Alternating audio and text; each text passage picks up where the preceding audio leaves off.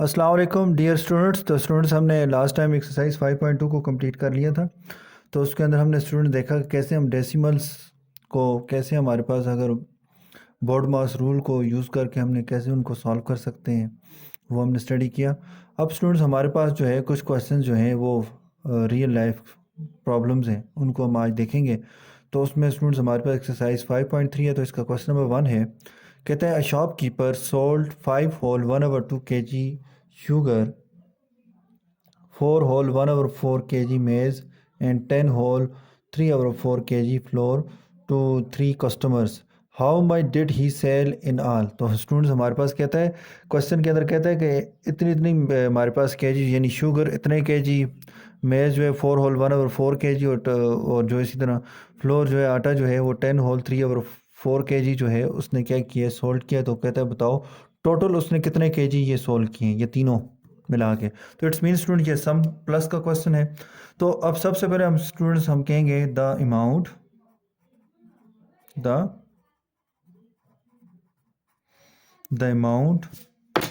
Of the sugar sold is equal to 5 whole 1/2 kg। अब students यहाँ पे हमारे पास जो है 5 होल 1/2 है। तो अब देखें ये क्या है, मिक्स फ्रैक्शन है। इस मिक्स फ्रैक्शन को हम क्या करते हैं, कन्वर्ट करते हैं किसके अंदर, इम्प्रॉपर फ्रैक्शन के अंदर। तो स्टूडेंट्स यहाँ पे हमारे पास ये जो 2 है ये 5 के साथ मल्टीप्लाई होगा, 2 5 ज़ा 10 और जो आंसर आएगा उसको बी में +1 कर देंगे। तो 2 5 ज़ा 10 +1 11/2 kg। तो ये आपके पास स्टूडेंट्स हमारे पास जो है ये शुगर है। ये देखें इम्प्रॉपर फ्रैक्शन। तो इम्प्रॉपर फ्रैक्शन क्या होता है स्टूडेंट्स, तो ऐसा फ्रैक्शन जिसका नामिनेटर जो है ना वो डिनोमिनेटर से बड़ा हो। 11 देखें बड़ा है 2 से, तो इसका होता है कि इम्प्रॉपर फ्रैक्शन है। नेक्स्ट स्टूडेंट्स हमारे पास हम कहेंगे the amount of maize sold which is equal to 4 whole 1/4 kg। 4 multiply by 4, 4 4 16 +1 17/4 kg। Next students हमारे पास क्या आ जाएगा,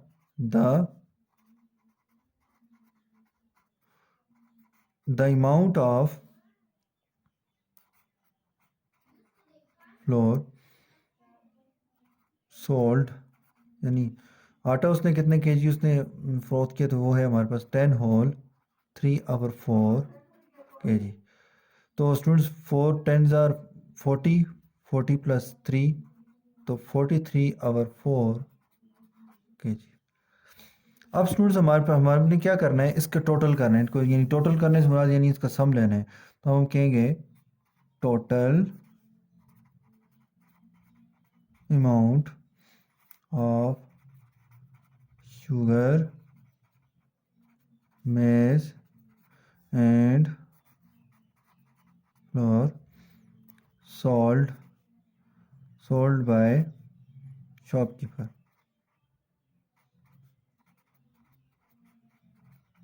which is equal to, तो यहाँ पे स्टूडेंट्स हमारे पास क्या आ जाएगा 11/2 प्लस 17/4 प्लस 43/4। अब स्टूडेंट्स हमने क्या करना है, सबसे पहले इसको जब हम क्वेश्चन को देखें हमारे पास जो है तीनों को हमने सम कर दिया है कि यहाँ पे हम क्या करेंगे, सम करने वाले हैं। अब इन फ्रैक्शंस को सम कैसे किया जाता है स्टूडेंट, तो सबसे पहले आपने स्टडी किया हुआ है कि जो हमारे पास हमने एलसीएम बाय डिवीजन फाइंड करना सीखा हुआ है। तो स्टूडेंट्स हम इन सब के पहले सबसे पहले इन फ्रैक्शंस को मैं यहाँ पे इस तरफ लिख लेता हूँ, 11/2 17/4 प्लस 43/4, यही है देखें, तो यही आ रहा है। अब स्टूडेंट्स यहाँ पे हमारे पास जो है सबसे पहले स्टूडेंट्स हमने स्टडी किया हुआ है, हमने चैप्टर नंबर 3 के अंदर एलसीएम बाय डिवीजन मेथड। तो हमने स्टूडेंट हम यहाँ पे क्या करेंगे, इन फ्रैक्शंस के डिनोमिनेटर्स को लेंगे, यानी डिनोमिनेटर्स क्या है 2 4 4 तीनों फ्रैक्शंस के, इनको हम क्या इनका एलसीएम मालूम करेंगे बाय डिवीजन मेथड। तो स्टूडेंट्स हमने क्या कहा था, जब एलसीएम बाय डिवीजन फाइंड किया जाता है तो हम क्या करते हैं, कम से कम ऐसा प्राइम नंबर लेते हैं जो कम से कम वहाँ जो गिवन नंबर्स में से कम 2 नंबर्स को कंप्लीट डिवाइड करता हो। तो अब देखें स्टूडेंट्स 2 है, तो ये तीनों के तीनों को डिवाइड करता है, दो या दो से ज़्यादा को डिवाइड करता हो। तो ये देखें 2 1 ज़ार 2, 2 2 ज़ार 4, 2 2 ज़ार 4, नेक्स्ट 2 1 ज़ार 2, 2 1 ज़ार 2। तो LCM which is equal to 10 2 multiply by 2 which is equal to 2 2 ज़ार 4। अब स्टूडेंट्स हमने क्या करना है, इस फ्रैक्शन को लिया, यहाँ पे हमारे पास जो LCM लिया है इसको हमने यहाँ पे लिखा, ठीक है ना। अब स्टूडेंट्स हम क्या करेंगे, बारी बारी से इस एलसीएम को लेंगे, एज अ डिवाइडेंड लेंगे, यानी एज अ डिवाइडेंड लेंगे और उसको पहले फ्रैक्शन, हर फ्रैक्शन के डिनोमिनेटर पे इसको डिवाइड करेंगे।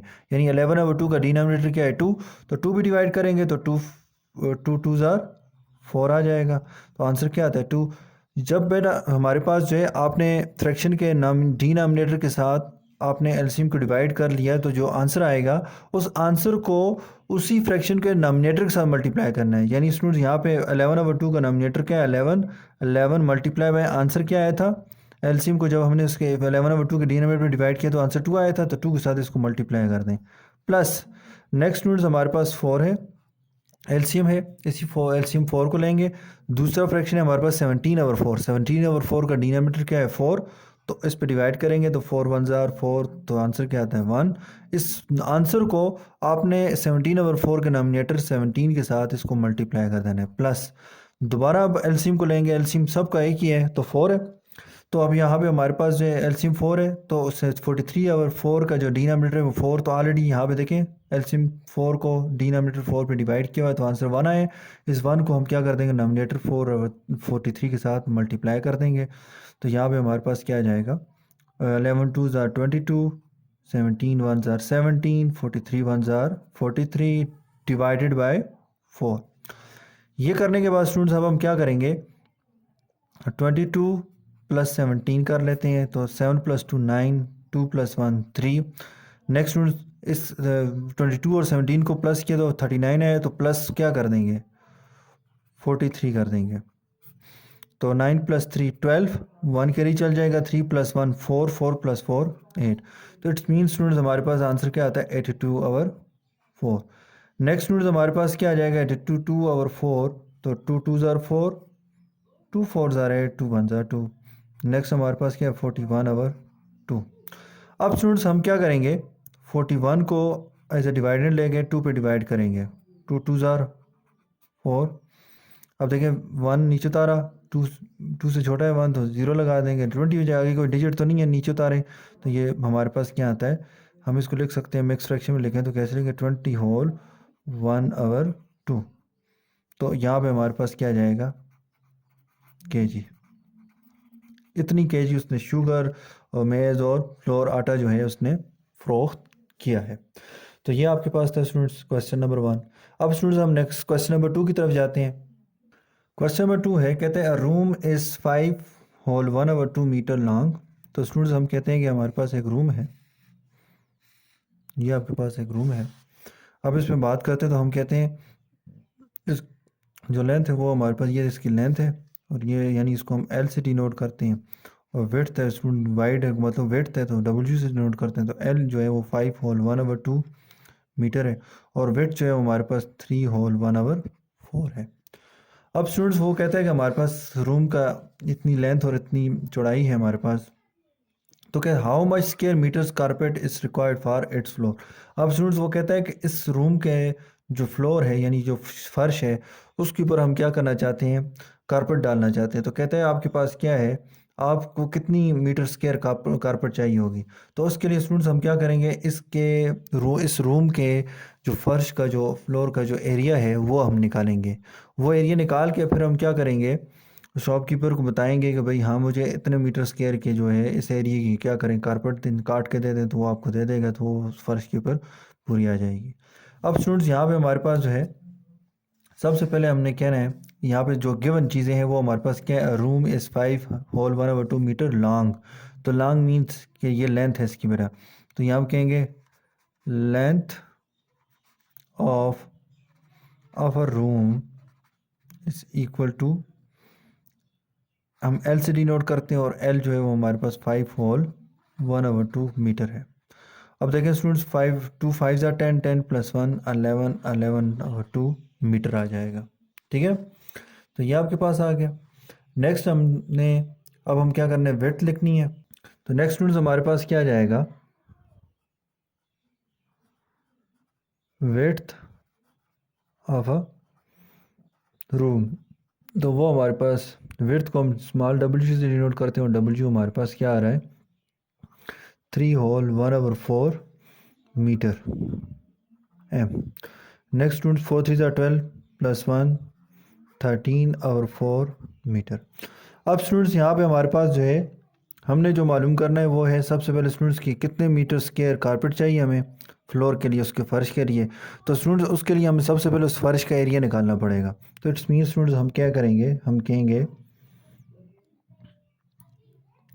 तो अब हम क्या निकालेंगे, हमारे पास जो है एरिया ऑफ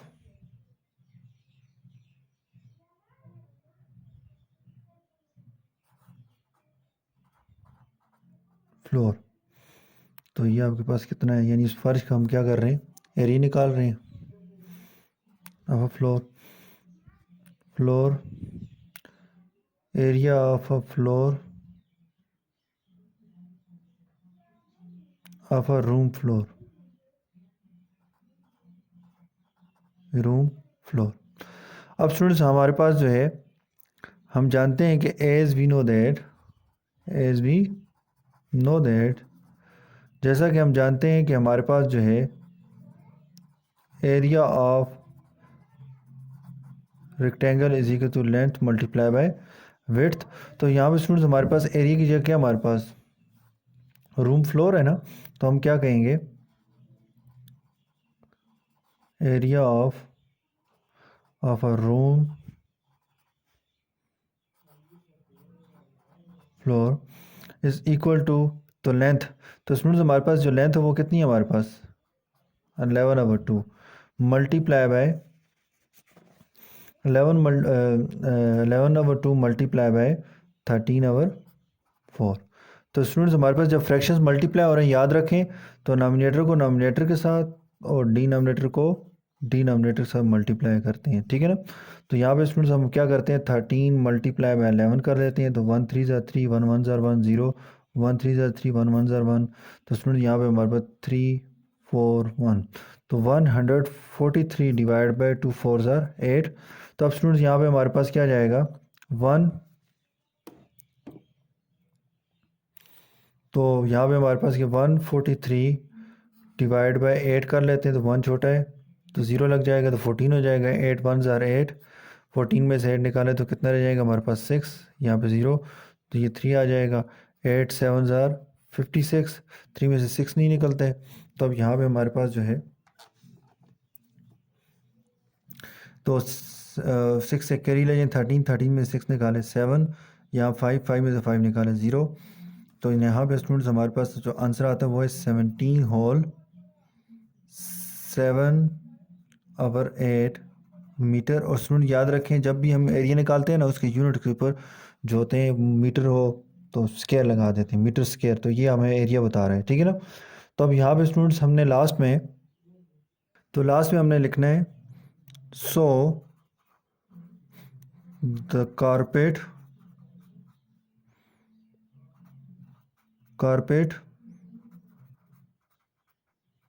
required for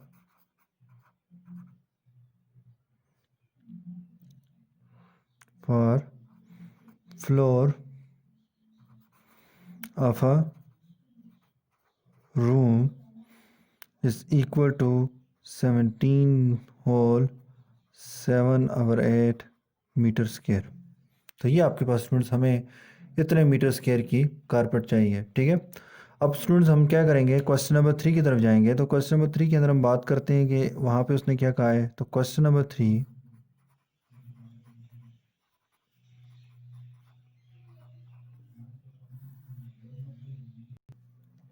तो नासिर्स टोटल इनकम इज़ 10,000 रुपीज़। तो स्टूडेंट्स जो जो इन्फॉर्मेशन है वो साथ साथ हम लिखते जाते हैं। सबसे पहले क्या है, Nasir's total income is equal to RS 10,000। अच्छा जी, उसके बाद स्टूडेंट्स हमारे पास वो कहता है he paid 1/10 of his income of house rent. तो वो हाउस रेंट दे रहा है स्टूडेंट्स 1/10 ऑफ हिज इनकम, अपने इनकम का 10th यानी 10th 10वां हिस्सा। तो 10वां हिस्से से मुराद ये स्टूडेंट्स कि ये जो 10,000 है ना, इसके 10 इक्वल पार्ट्स करें, यानी डिवाइड कर दें इनको। जो हमारे पास जो डिवाइड करके जो आंसर आएगा उतना उसने रेंट दिया होगा। तो अब स्टूडेंट्स हम यहाँ पे चेक कर लेते हैं इसको। तो सबसे पहले हम कहेंगे नासिर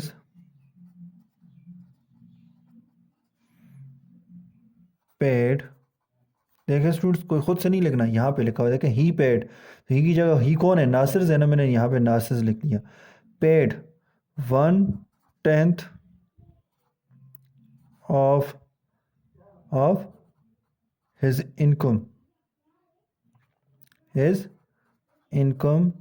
यहीं से स्टूडेंट लिखा है, ही की जगह नासिर लिख लिया। Paid 1/10 of his income as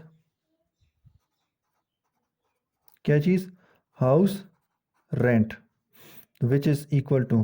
तो यहाँ स्टूडेंट लिखे 1/10 ऑफ हिज इनकम। इनकम कितनी है हमारे पास, 10,000। ये स्टूडेंट्स लिखने का तरीका ये है स्टूडेंट्स। ये जो बात हमने लिखी हुई है ना वर्डिंग फॉर्म में, इसको हम मैथमेटिकल इससे लिखेंगे 1/10 ऑफ 10,000, ठीक है ना। ऑफ का मतलब स्टूडेंट याद रखें स्टूडेंट, मल्टीप्लाई होगा, यहाँ पे हम यूज़ करेंगे मल्टीप्लाई यूज़ करेंगे, तो 0 0 से कट किया, तो स्टूडेंट ये हमारे पास आता है RS 1000। नेक्स्ट स्टूडेंट्स हमारे पास है, आगे चलते हैं, हम बात करते हैं क्या कि अब स्टूडेंट देखें, जब उसने 10,000 में से 1,000 रुपीज़ क्या कर दिए इनकम का, रेंट दे दिए, तो पीछे कितने बच जाएंगे। अगर हम डायरेक्ट करें तो हमें क्लियर नज़र आ रहा है 10,000 दे 1,000 ने उसने, अगर उसमें में से रेंट दे दिया, किराया दे दिया घर का, तो वो हमारे पास पीछे जो बच जाता है वो कितना होगा, 9,000 रुपये होगा, ठीक है। लेकिन स्टूडेंट हमें यहाँ पे इसको बाकायदा मैथमेटिकली करेंगे, तो यहाँ पे हम सबसे पहले लिखेंगे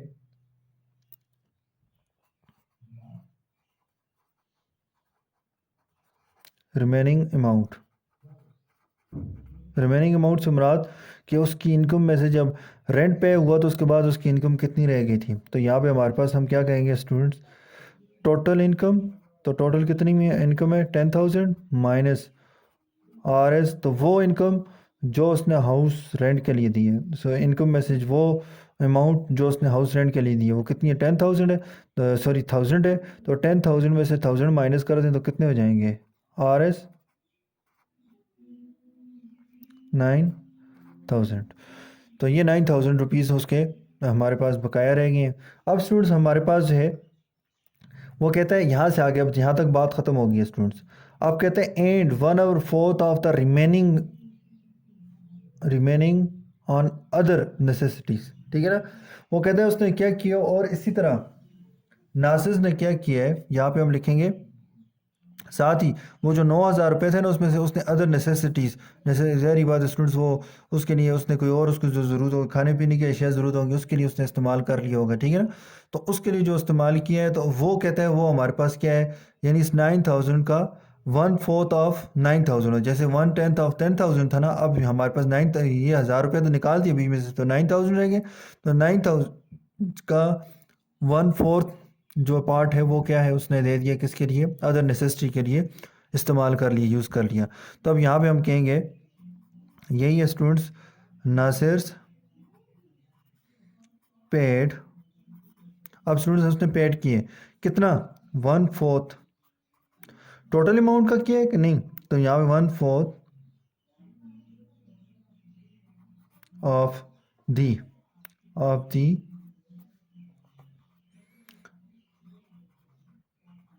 रिमेनिंग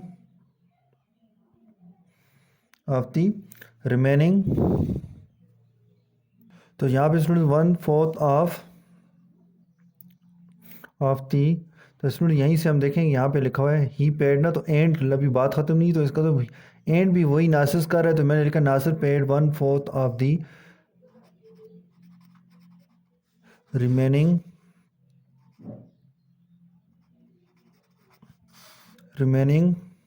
हमारे पास जो है रिमेनिंग इनकम ऑफ दी। तो remaining income on other necessities,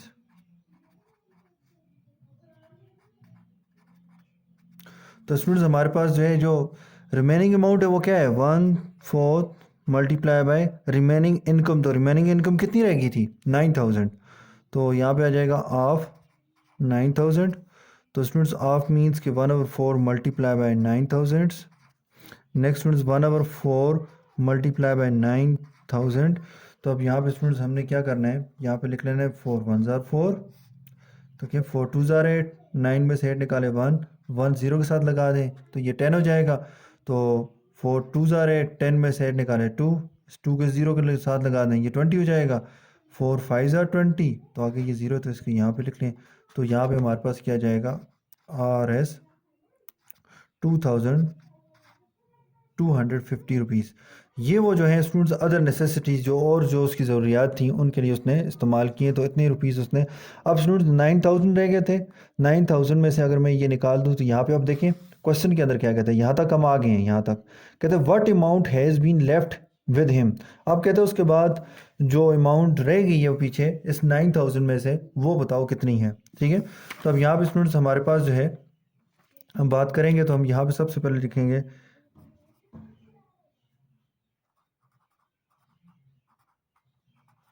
remaining amount is equal to RS 9,000 minus RS 2,250। तो स्टूडेंट्स हमने क्या करना है 9,000 में से माइनस कर दें 2,250 को। तो यहाँ पे हमारे पास 0 में से 0 निकालें, 0 0 में से 5 नहीं निकलते, 9 से एक कैरी लेके जाएं, इसके पास ये 10 हो जाएगा। 10 एक कैरी इस 0 को देगा, इसके पास 10 रह जाएंगे, इसके माइनस 9, इसके पास 8। तो यहाँ पे हमारे पास 10 में से 5 निकाले 5, 9 में से 2 निकाले 7, यहाँ पे 8 में से 2 निकाले 6। तो ये आपके पास स्टूडेंट्स हमारे पास क्या आता है RS 6,750 रुपीज़ वो जो है रिमेनिंग अमाउंट उसकी इनकम की रह गई है। तो ये आपके पास उसके आंसर था आपका। तो ये स्टूडेंट्स आपने इस तरह से हम क्वेश्चंस को सॉल्व करेंगे। नेक्स्ट स्टूडेंट्स हमारे पास क्वेश्चन नंबर 4 है, कहते हैं तस्नीम हैज़ 40 टॉफ़ीज़। ठीक है ना, तो उसके पास 40 टॉफ़ीज़ हैं। तो हम यहाँ पे हमारे पास सबसे पहले स्टूडेंट्स हमारे पास जो है हम कहेंगे total number of toffees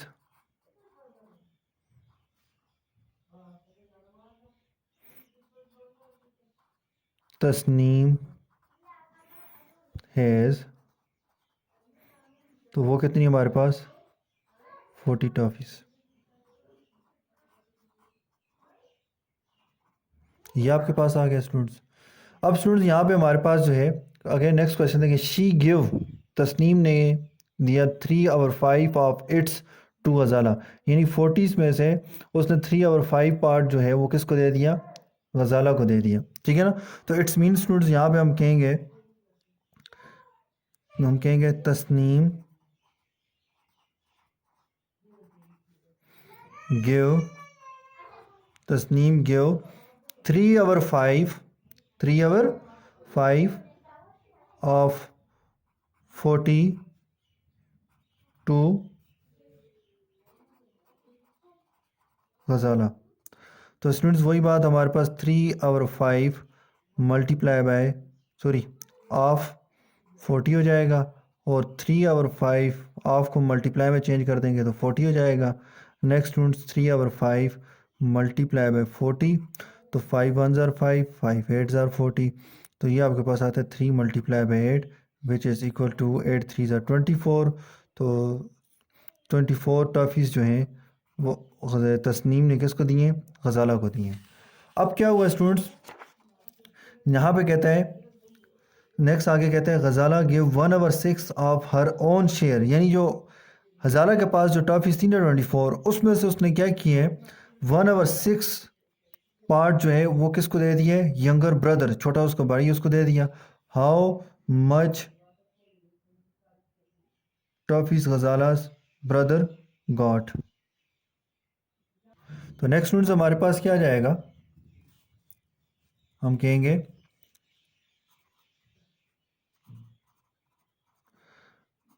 Ghazala give, given नहीं है, गिव है, तो गिव, तो गज़ाला ने क्या किया है, 1/6 ऑफ 1/6 किसका, कितने किसका ये पार्ट दिए 24 का, of 24 to her younger brother, younger brother को। तो यहाँ पे हमारे पास जो है इस इक्वल टू, यहाँ पे आ जाएगा 1/6 ऑफ 24।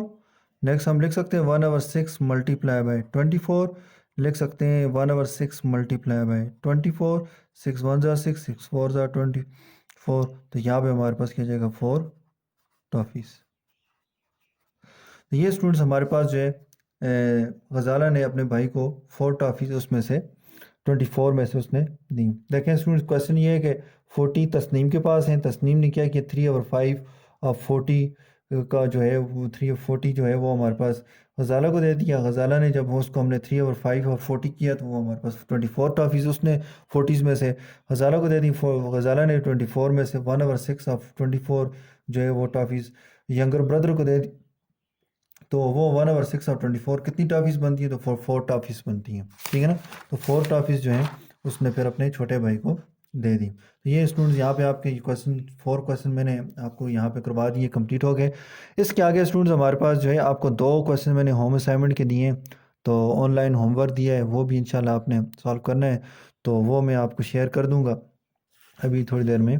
तो यहाँ पे हमारे पास जो है इसके वीडियो के साथ ही हम नीचे इसकी ऑनलाइन जितना भी हमने क्लास वर्क किया है, ऑनलाइन क्लास वर्क ये भी शेयर कर दूंगा और साथ में इसकी होम असाइनमेंट भी।